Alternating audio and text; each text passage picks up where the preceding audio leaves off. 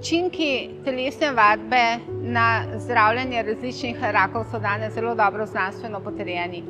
Ključni mehanizmi, ki omogočajo te dobre učinke, so predvsem ti, da se izboljša imunska funkcija organizma, da se izboljša sposobnost tolerance raznih stresnih presnovnih dogodkov, kot je na primer povečan oksidativni stres, da se zviša mišična masa ali pa da se vsaj vzdržuje mišična masa, ker vse to omogoča, da je nekako organizem, tako po domače rečeno, bolj močan, da se upira sopojavom zdravljenja, hkrati pa boljša imunska kompetenca in boljša presnovna zmogljivost omogoča tudi večjo učinkovitost zdravil.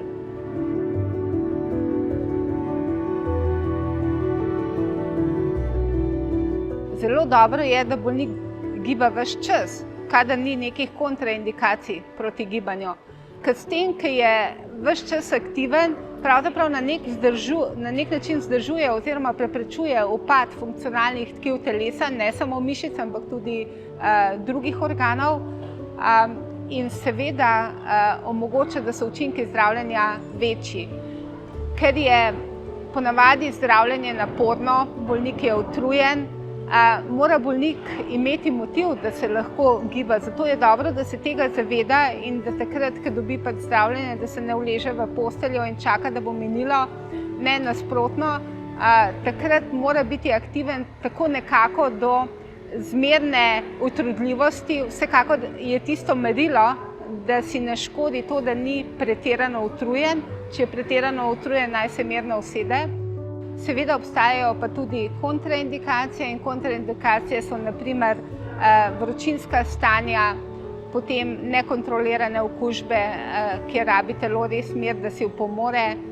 Kontraindikacije so seveda tudi zelo nizka vrednost hemoglobina in drugi zdravstveni zapleti, o katerih ga bo seveda obvestil hematolog oziroma onkolog, ki zelo dobro ve, kdaj ni dobro, da je bolnik telesno dejaven.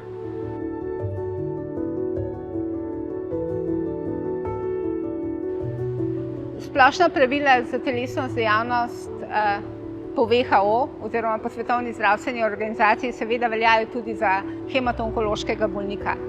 To pomeni, da naj bi bili vsak dan vsaj zmerno vzdržljivostno aktivni, kar pomeni hoja, tek, kolesarjenje in vsaj 2 do 3-krat na teden naj bi vadili mišice, to pomeni vaje za moč ali po domače to neke vrste telovadne vaje, ki smo jih delali tudi v osnovni šoli ali pa ki se jih bodo naučili pri organizirani vadbi. Če pa bolnik ni zmožen tega nivoja telesne dejavnosti, potem je pa zadeva zelo enostavna.